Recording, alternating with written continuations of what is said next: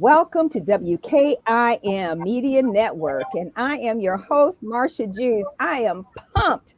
We have heavyweight hitter Walter Stone Saunders with us, and he's getting ready to go ahead and do the daggone thing on February 24th down in the whole area down by Maryland Live. And you all need to be there. I got to figure out how to get all down there because there's a lot of stuff happening down there. But I am so excited, Walter Stone, heavy hitter Saunders. This should be very exciting. Yes. So let's talk about, there's a lot that, just the basic stuff that we have. But what I want you to talk about is how you got into boxing. What was it about boxing that you made it a career path?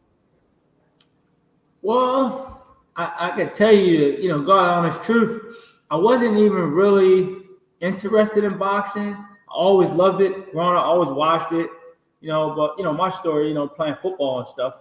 But getting to boxing was like it was like something destined because at the time, my 7-year-old daughter kind of like inspired me to do it, but truly inspired me once I heard what she said. So I was coming home from work one day as a firefighter. I'm a EMT firefighter as well.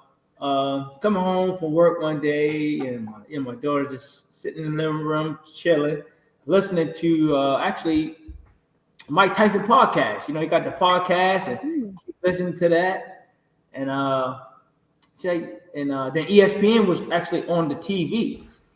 And talking about Mike Tyson. It was like, it was around his birthday time, they going over the details. I'm like, okay. Said, Dad, who's Mike Tyson? I'm like, Mike Tyson was the man. Hall of Fame, world champion, undisputed champion, one of the greatest heavyweights to ever step foot into the square. And didn't think nothing of it, let it be. Went on about my way. Then like a week or so later, back in the house, coming home from the firehouse, working. Had a long day. Had two fires that day. It was busy, and I was just beat, tired. Came in the house. Of course, my TV stays on ESPN. Being an athlete, and as I'm walking through the living room, my daughter said, "Hey, Dad, they talking about Mike Tyson again. He's a champion. He has a tiger as a pet, elevated in his house." I said, "Yeah, he's the man. He's a millionaire. That's Mike Tyson." She was like, "Oh wow, that's good." Mind you, as I'm about to go down to the basement, she kind of like nudged me, like kind of walked over, like nudged my shirt. It was like, "Hey, Dad, can you see yourself boxing?" Mind you, my daughter plays the piano, she sings, she dances, she does everything. The violin, anything. But she's I used to play violin, so I'm excited. Go ahead. Oh, violin is everything. I'm just starting to learn the tunes and the strings on it. Violin is like fun, right? And you got to be gentle, you got to be patient with violin. But yeah, so she's blind. My daughter is legally blind. She can't see at all. Wow. She can't see shadows, nothing. It's like going in the closet, cutting your light off, and that's all she can see. She can't see at all. So with her doing all these things, piano, dance, violin, and she said, "Dad, how can't you see yourself boxing? And I do all these things, and I can't see at all." Oh, what did you do? What did you do? What did you do? She said that statement right there. I paused. I literally paused for like maybe 5 seconds. It still sticks me to this day because I can remember that moment, and that was almost 4 years ago. Like my heart kind of like stopped, right. And I kind of like looked at her. Like I said, a tear came down my eyes, and I grabbed her and was like, "You know what, Riley? I'm going to box. I'm gonna do the amateurs. I'm gonna turn professionally. I'm gonna turn pro, and I'm gonna do it all for you." Because you truly inspire me, and I can't make an excuse that I can't box. And you just literally told me what everything you do, and you can't even see. Right. Right. Right. It was a no-brainer. You know, Oh, and us as parents, we try to do everything we can for our child that we can and don't try mhm. to make excuses. And when she said that, it was no excuse I can make to say I can't box At all. at Not all. at all. At all. Nothing. Zip. You That know, you need to get yourself together, because if you can do that, if you can do that right there, that right there, right, right. and If you that'll be with you. That moment, that moment, that that one moment, changed the trajectory of your life. everything. Listen, when I say everything, it not only opened the door for me in the boxing world, but it started to make me look at life a little different now. Like stuff I used to worry about or think or like, I'm like, you know what, God, okay, well, how can I sit here and complain or murmur or do these things? Right. And I got a 7-year-old that can't see at Mhm. all and haven't Right. complained one time about doing anything because she Don't couldn't have no see. complaints. No Don't have no complaint. complaints. She loving life. It's called drive, right? Everybody don't have the drive, and they don't sell it at Walmart. Can't buy it. Ooh, say that The drive again, got to girl. be in you. Yes. And like we're doing a podcast. Your drive to do podcasts and interview people, and you want to get the good people on your show, and whomever the characters are, however you want to do it. But you got to have that drive and the tenacity to actually go and do it. You can say you're gonna get up and do it, but the drive that you have, Marsha, is huge because your energy got to be fulfilled. Like your energy got to be filled to do something. You got to have the drive to do it. So the energy I see from you right now is phenomenal. So I know you got the drive. That's why we're on here Mhm. today. You know? Look, I'll be, I don't know if it's 72 or 73. It's one of them in Who? March. Me. When? Me. Oh, Me. I thought you about 54, girl. Oh 1952. man. Woo! 1952. Get out the way, y'all. They gonna have to pull me down and put me in the grave. They gonna say, "Girl, we told you it's time to go. You got to go." I ain't ready. But Right, I'll right. let You y'all ain't ready. know. Right, when you're I'll ready. let y'all know when I'm ready, because I ain't ready. I ain't ready. Hey, 72, you look good, girl. Keep For it up. real. Whatever you're doing, I keep ain't doing playing what with you're them. doing. I ain't taking nothing. I ain't doing nothing. I'm Right. praying to the Lord. I got Oh Jesus. yeah. I eat good. I eat all the time. I walk all over this entire city. I walk. Got rid of my car, and I literally go all the way from Fells Point up to Hamden and over. I don't even know where I go. I just feel like Wow. walking, Wow. Wow. walking, walking, My head talking make to you pretty people much. all along the way. Hey, baby, how you doing today? What Right. you doing? I had a Right. very interesting experience. And I just want to share this with you. And I share it with everybody because I think it's something that we all need to just rest in. One Okay. day I was walking north on this street called Broadway here in Baltimore. Mm-hmm. And it's like a wide street with a little thing in the middle, park or something, grass. And as I was walking, you get up to this house on this corner, and they've got these big yellow posts that are cement. It looked like somebody had already run into their house or something. And Mm-hmm. I heard these voices, and there was more than one. Several voices were coming, and it was dark. Okay. And I'm still walking by myself. So as they come up, I just prayed. They came up, and they were laughing and talking. And I said, "Does your mom and them know you out here and the street lights are on? How come y'all ain't home yet?" Let me Right. tell you something, Walter. Those kids laughed. They were doubled over. They said, "Okay, ma, okay, we headed home now. We headed home now. Don't worry, we ain't gonna get." I said, "Yeah, y'all should have been home." They walked all the way up this Broad Right. Street, and walked underneath the viaduct, and you could still hear them laughing, and it was reverberating under the viaduct. They were still laughing from the time they left me all Mm. the way up the street. Now, we have all these opinions, but all these young people, all they want is love. That's it. See them, see me. I need you to see me. That's all they want. See me and just give me some kind of respect. That's it. Just acknowledge. And see, the things that you're doing and bringing people together in this boxing, it's because you are creating a community around you Mm-hmm. Mm-hmm. Yeah. on many levels. And we've got to open up to our young people. What you're doing is fabulous. And It, let's talk about that too. it's like you said, it's touching because the biggest thing now in this walk, in our journey in life, a lot of people don't understand that we are here for service, right? Yeah. Here on earth, we're here for service. We're here to enjoy peace, all these Mhm. good things. And sometimes we get caught up in everyday life and get caught up in so much stuff that goes on and forgot about the basic things in life. What you said at the beginning of this conversation was about walking, right? Yes. We get so caught up in, oh man, is my car ready? I gotta get my car, I gotta do this, gotta get gas. Everything's with a car. Mhm. You just literally like struck a nerve in my head. I'm like, wow, since you walk everywhere, you get to meet people, you get to greet, you get to see Mhm. Earth for Mhm. what it is, you get to see your community for what it is. It really didn't dawn on me like that's kind of like a peaceful moment, like just walking.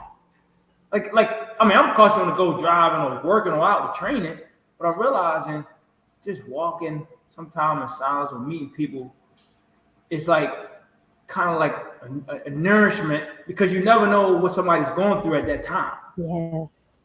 And I know you Yes. done met so many people crossing paths. It's like, Yes. you know, Yes. Look, brother, I got some neighbors down the street somewhere, and they're primarily senior citizens, and they sit out in front, and there's a whole gaggle of them. They change seats, and they don't care if it's cold. They got the coat on, and they all that's their little thing. That's outside, and they're talking and chatting and whatever. And some of their friends drive by, and so by the time I get there, because I'm walking, I say, "Hey, how y'all doing today? What y'all doing?" Oh, mhm. ma, we were waiting for you because we ain't seen you in a couple of days. We were gonna go down the street and knock on your door because Right. everybody was asking where you were. What is that? Right? What is that? They, Love. they want to feel your energy. They used to it. Love. They used to it. Love. See the babies on the street, you start talking to them. Hey, sugar, what you doing? Where's your coat? Well, wait a minute. Then I call up somebody. We got a coat. You gotta make stuff happen, and we have to start putting our time together with our children, and what you're doing, and getting children involved and seeing what you do, just seeing what you do. And that's another outlet for them to understand, because sometimes they just need that, right? The biggest thing, even with the children, like in community, with my nonprofit organization, the No Leader Project, the thing is, we take on kids from age 5 to about 24. Because, even though you're adult at 21, but some people just don't get it at 21. You might need a little more help, a little more push, you know, stuff you need to do in the community. Mhm. Those things, these children, like you said, all they need is nurturing, Yeah. attention, and love. Yeah. And Yeah. like for me, I know coming out of college, because I played in the NFL. Oh, great. I didn't know that. So coming out of college, being an All-American athlete, always on TV, and then I played here in Baltimore with the Ravens. I looked 10 times different because I had dreadlocks. I was 220 pounds, uh, full beard. So now I'm 160 pounds, no dreads, no dreadlocks, no beard. So a lot of time it's like a new face now, it's a new image. But the time playing football, I met so many people in college and NFL, and going back speaking to these schools and kids, they just want somebody to pour back into them because some of them don't have father figures, Hmm. some don't have mom figures. Sometimes the grandparents are raising these kids, a lot of them. Yes. And Yes. that statement you said about love, that's all. Sometimes that's what Mhm. makes a difference. Right. Just a smile sometimes makes the difference. Hey, how you doing, baby? Listen. A smile from you can change someone's life that was going through the worst. I learned that being a firefighter because people call us at the worst time 911, right? Okay. And on average, statistically, 911, people call you. People use 911 probably maybe twice out of their whole life, is statistically, right? Okay. But it's during the worst time. Hmm. So they call on us to basically make a difference. That's what we had to make a difference, and to help them out of their emergency situation, right? Mhm. And sometimes it, like you said, citizens or older people, younger people, it don't really matter. Right. But we there to help change the situation. Sometimes putting a smile on their face, even though I could have been going through the worst time of my life as a firefighter, and I could have had some family issues or anything going on, but Mhm. because I put the armor and shield on of God and Uh, going to uh, did you say Ephesians 6:10? Go ahead now. All no, right now. All look, right. Put you, on, take on, loose over. when you put the The armor whole on, armor. The whole listen, armor. when you put Coming the and whole armor going. on, nothing can stop What? it. What? Nothing, nothing. What? Yes. So just having that and going into these homes or communities Hmm. and putting a smile on these people's face during their worst time Huge. is such fulfilling. It's bigger than any sport I can play. Play. It's priceless. It's Hmm. priceless. It And is. uh, and it's a humble journey and it's a humble career because I done seen the highs and the lows by just doing sports. But now that I'm in actually a service part of my life as a career, it's funny because it's like during the day I'm saving lives, right? Okay. And then at nighttime I'm taking lights out, boxing. You know what I mean? So I love that. it's like bittersweet. So you gotta really enjoy the journey. It's tough, but it's a tough business. But Yeah. I'm in it for both angles. You know what I mean? I love it. I And love it.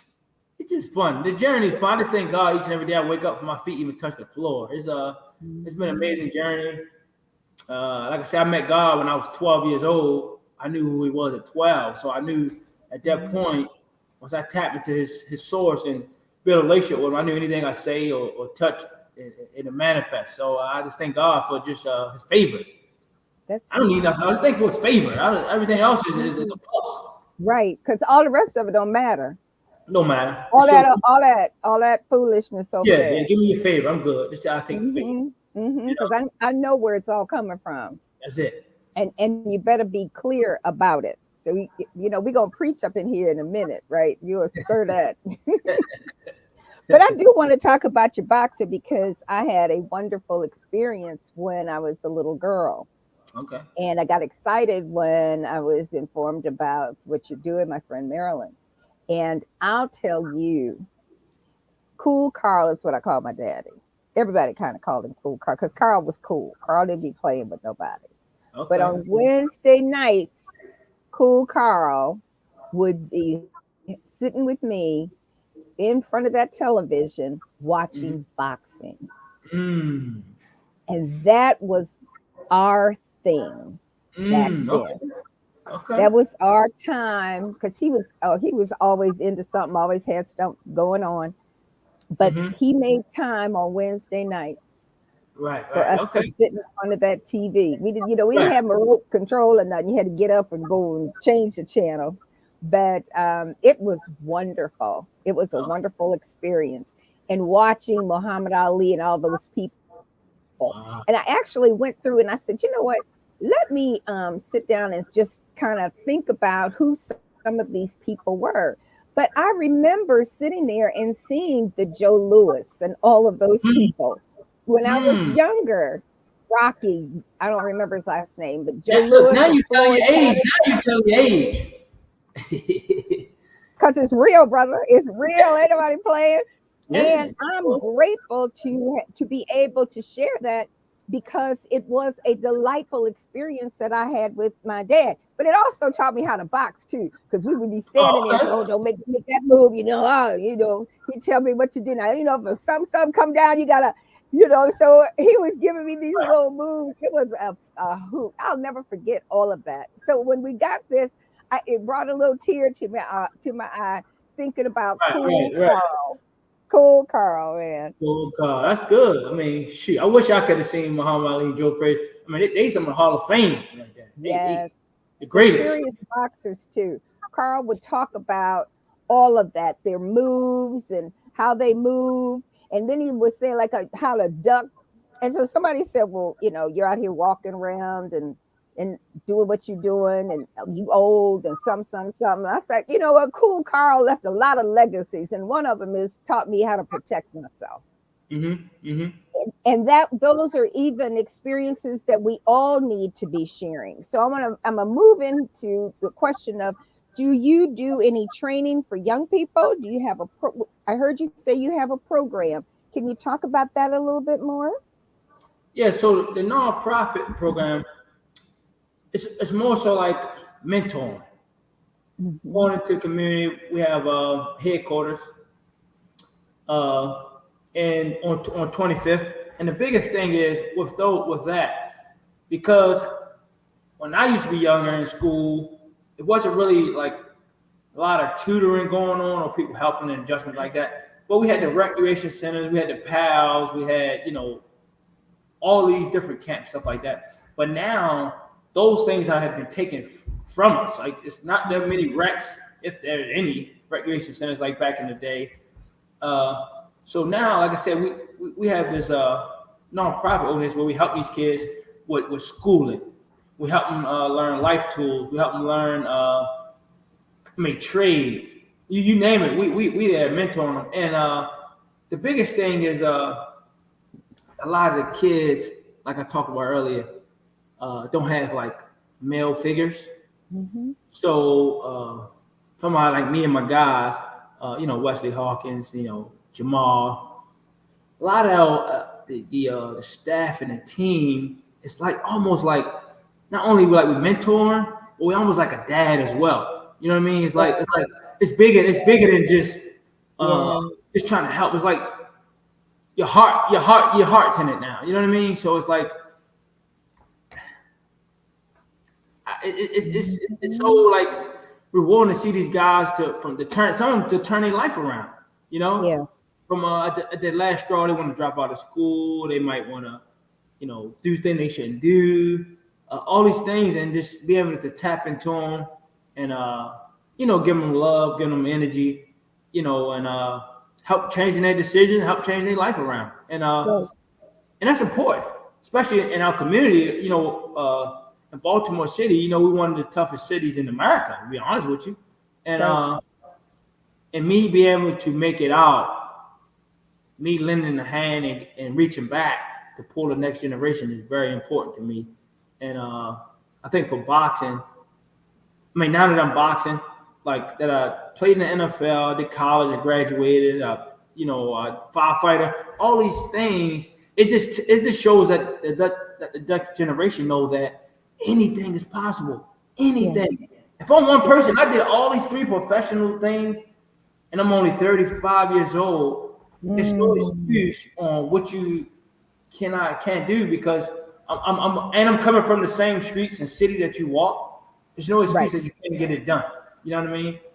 So I think that's the biggest thing for me. Just to show the next generation that anything is possible. And I always relate to it, but you gotta get down and pray and see your goals through. And Mhm. that's just the nature of it. That's just the belly. I would say the belly of the beast. That's just how it works. You know. But we have to deal with it, excuse me, and we have to deal with it as a community, as a city. Our children, one, are having problems with the educational system. And, Mm-hmm. I can't go deep into that because then I start going crazy. But Mm-hmm. this woman makes over half $1 million, $500,000 a year, the Mm-hmm. superintendent of schools in for Baltimore City. And our children, in many cases, don't have air conditioning in their classrooms. They don't have the books that they need. And then they don't have the internet connection that needs to be in every neighborhood. So children, it should be free. And there are all kinds of examples all over the world. There's an intelligent, this is something you might want to think about with your kids. There's a program called the Intelligent Community Forum, and they're all over the world. And they're talking about all of the cities and states and countries that are giving free internet connection to their communities. So, right, that right there. But Intelligent Community Forum. And I'd love to introduce you to them. And they're all over the world. They come out of New York, but they're literally all over the world. The Okay. one guy, excuse me, and he will remain in my brain forever. He's from a little town, LaGrange, Georgia. And the mayor, he took back all the pipe under the ground and deployed internet connection all over the city for free for the Wow. citizens of LaGrange, Georgia. Go to the Intelligent Community Forum. I really would like for you to just spend some time there and let your brain just absorb all of it. They're doing the most exciting Okay. things, and I've been involved with them for years. And so, but what happens is that you get all this information, but unfortunately, we don't have the leadership that will make all of the things that we really need to do to get our young Black children ready to deal with the future. Come on, The talk about it. future. Talk The about it. future. And we spend so much time trying to party, but we're Mm-hmm. not dealing with the business of developing our children. Mm-hmm. Mm-hmm. Period. It ain't about a party. Ain't no more parties. We partied enough. Mm-hmm. I agree 100%. It's still. Right. And I you're mean, saying, go ahead. I'm about to say the buck stops somewhere. It better. You know. It better. It better. I used to work for Alvin Ailey Dance Theater Foundation of Maryland, director. And in the summertime, they did the camps out at Morgan. Mm-hmm. And in the fall, we went out to UMBC for the kids to have activities, and they would do whatever. Fadama, who was the camp director, she would go and come up with all the stuff. I mean, she was amazing. So one day we were out at UMBC, and I'm sitting on the bleachers, and I look up, and this kid is sitting up there by himself in the gym, and the other kids are all doing their thing, right? Mm-hmm. So I go over and I sit kind of not close, but enough where he wouldn't feel like I was being too invasive. And I said, "What you doing over here sitting by yourself? Boy, we raised all that money to make this camp go, and you sitting over here by yourself. What's up?" Right. He said, Right. "Miss Marcia," and I was kind of bubbly, laughing and stuff. He said, "Miss Marcia, you always want to be laughing and talking." He said, "I don't even see me living past 15." What? Yeah, that would be Listen. in my life, in my head. That's one. That's just number one. The second one, young girl, people were supposed to pick her up. They didn't pick her up. So I said, "I got my car. If you don't mind, come ride with me and I'll take you home," in West Baltimore. Mm-hmm. UMBC to West Baltimore. Now, by this time, because it's fall, it's dark, Mm-hmm. Right. right? The street lights are on. And it's one of those little alley streets, right? Okay. Pull up, look at the door. I said, "This is where you live?" "Yes, ma'am." I said, "Okay, well, go on in." Because I really wasn't, I saw it, but I didn't see it. You know what I mean? So I'm there. I got the lights all on. I got the lights on in the car and all that. Right. So she gets ready to go in the door. She can't get in the door. And then she crawls. I didn't see this. You know how doors are made with the little design in them, so there's a little cross like thing, and Okay. so there's little sections of the door, right? Okay. Part of that door was missing. Help me. I'm trying to capture it. Uh-huh. Where you would normally see the bottom of the door was Mm-hmm. no bottom of the door. The girl had to crawl in the house through the bottom of the door that didn't have the rest of the door. What? Right, Wow. right, Wow. right. So I don't know what to do because my brain is frozen. Like, this can't. Okay. So I get out. I got my blinkers on and my lights all on in my car. So the car's lit up in and outside. I go to the door and I stand there and I said, "Baby, where's your mother? Is there a number or something I can call?" Or she said, "I don't have a phone."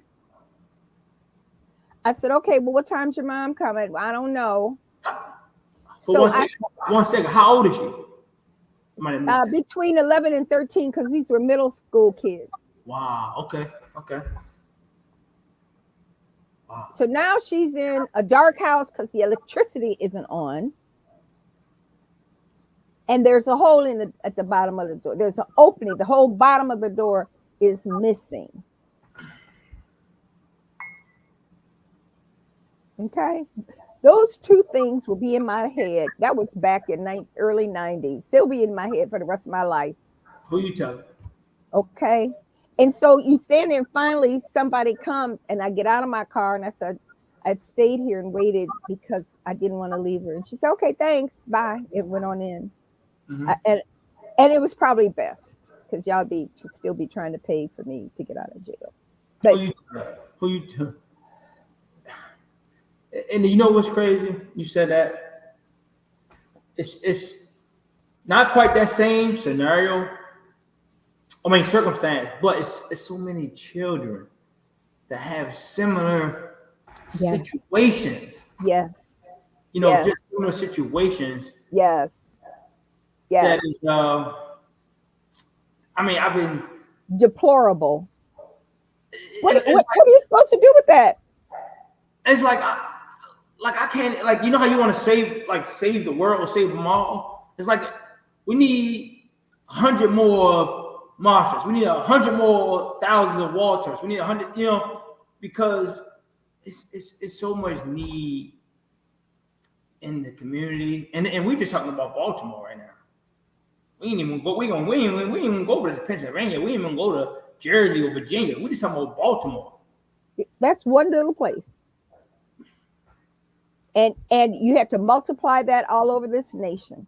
Mm-hmm. Mm-hmm. Mm-hmm. And the thing I think that's really um, depressing for me is the lack of leadership in our cities. And I've lived in every major city in this nation, literally, literally. If you And it's want to, you get on leadership and stuff in the community and how this city and Baltimore and how things are being done and how things that shouldn't be done and how things are being ran. You know, I mean, we got a whole list if you want to go there. You know, it's just it's very just long list that could it's just. probably wallpaper every house in this city of lists. Mm, No, so when's there going to be action? We got to have action. We need 12,000 more of yous. We need you and all of your cohorts and all your buddies, all your friends, we need a movement. mm-hmm, mm-hmm, We mm-hmm, need mm-hmm. a real movement to change the lives of these kids. Somebody, I don't remember what all we were talking about. I was at this thing and somebody brought up they had an experience with a squeegee kid Okay. and got mad because the squeegee kid was trying to clean the windows. So, well, why you get up mad because the kid was cleaning your windows? They just wanted a buck or some change or something that you probably Right. had Right. in your ashtray, Right. right? Mm-hmm. And she was like, "Yeah, but I just got my car washed. I don't need them some and all that extra, all that extra. I Right. don't even have." I said, "Okay, so clearly you don't have a clue of what I'm even talking about. You have no idea of what I'm all that up on that shelf. I've Right. been there. I went Right. from 10 bathrooms to one. So y'all can't talk to me, Mm-hmm. Mm-hmm. okay? Because all that ain't that." Marsha, I'm telling you, if I don't even have enough fingers to even count on the encounters and I mean, like you said, you walk, right? So you probably Yep. see you more so like I call my guy Wesley Hawkins. He's on the ground doing this work. Like he's on the ground. He's been in the community for years, and you know, his mom died of overdose. Oh. Uh, you know, that's where we came up with the non-profit organization because of that, and he had to adopt his little brother as his son. You Mm. know, so it's like Mm. things that's been going on in our lives it's still actually happening in these communities. So we just trying to take on things and try to make little things better as we can. But I mean, we not all in all. We need to come together as a whole, Right. as a community. Like I told Right. you minutes ago, we need 100 more you. You know, what I mean, we need 100 more of this person. And 100 more you. Right. Right. So it's just like once we all tap in and come together, I think overall we will start to see a difference. But how do we bring all of these different organizations that have different missions? They have different perspectives. Mhm. How do we bring them together? How do we overcome their experiences and others that don't see what we see? But the help needs to be there, and it can't just be about the financial. And that's the big thing. The thing is, once we get out our own way, we get out our own way, out our own ego, our own pride, and actually think about the overall bigger picture. The financial part wouldn't even matter because now you're doing it out your heart, Right. and all those other And things it's just pour giving. into it. It's going Right. to pour in. If you do out your heart, because God know your heart, so you just pour into it from that angle, everything else going to follow. Exactly. You know what I mean? And that's what we got to understand. But we got to look at our heart first. Hmm? You got to look at your heart. And does your heart have the capacity to do what really needs to be done, or the mind to do that? Or look, listen to this one. Or do people even have a heart? Ooh, that right there. Hmm. That, say that one more time. That right there. Do people even have a heart? Because sometimes people do things just to be doing it. They don't even have a heart. And they don't have the heart in it. They don't even know where the heart is. Well, They and just the out heart. here living. Is that something at the drugstore? They got them in the on the cards. They don't sell hearts in stores. Oh, okay. I thought they sold hearts. They could just sold something off the corner or something. Right, Right, right, right. right. But it's that. Yeah. It's all of that, and that's the issue that we have to really deal with. So let's go. I'm gonna go back to your boxing.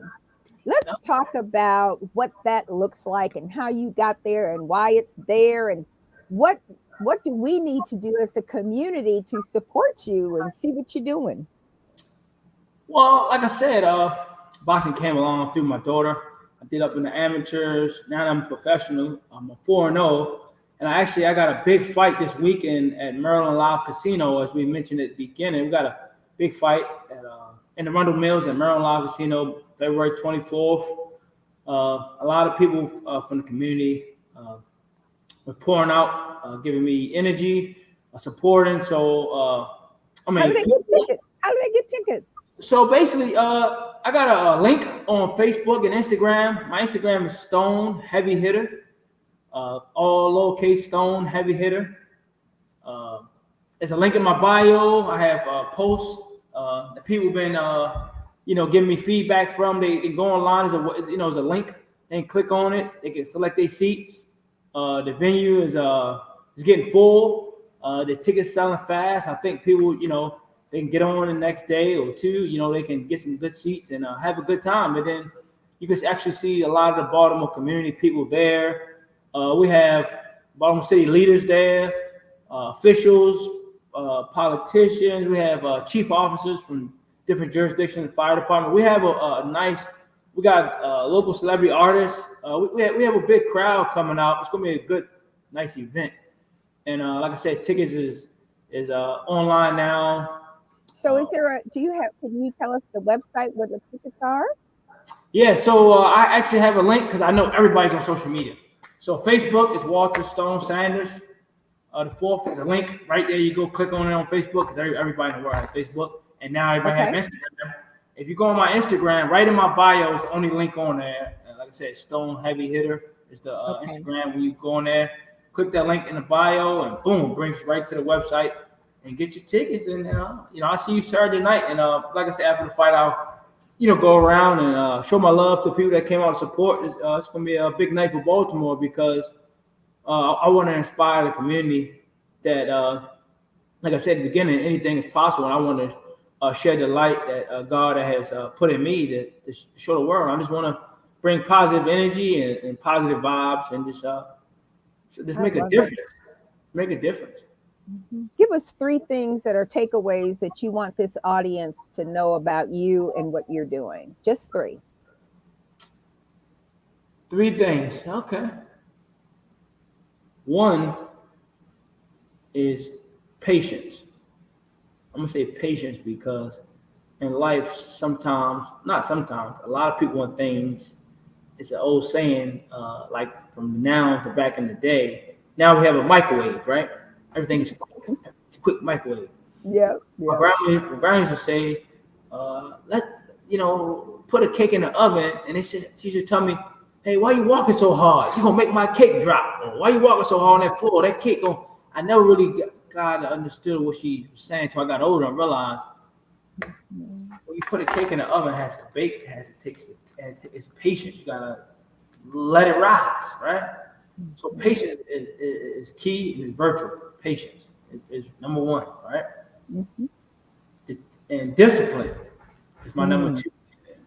Discipline is important because you can want to have goals, you're gonna want to do these things, and you want these things for yourself and other people, but you got to be disciplined enough to achieve these things and actually work towards these things. You got to have a discipline to do these things. mhm, You mhm. got patience, you got discipline, and the last thing is determination. Mm, You got to have determination to do any of these things in life. If you don't have the determination, you don't have nothing because anybody can have a goal or a dream, but if you don't have the determination and drive to get it done, it's not going to happen. that's It's not going to exactly right. That's exactly right. That's powerful. Heavy hitter. You are right, brother. Thank you happen. for spending time with us. I appreciate And you. feel like you can come back here whenever you want. You're welcome. I appreciate it. This was an awesome, awesome interview. I appreciate the time, the energy. All I just right, really sir. appreciate it. All right. Thank you so much. We're going to look to try to be there on Saturday. Sounds good. And Marsha, keep smiling. That beautiful smile ignite the world. Keep doing Thank it. you. Yep. And thank you, Lord, to be able to do that. There you go. All right, sir. Thank you so much. And Thank see you. you on the other side. All right. Take care. God bless you.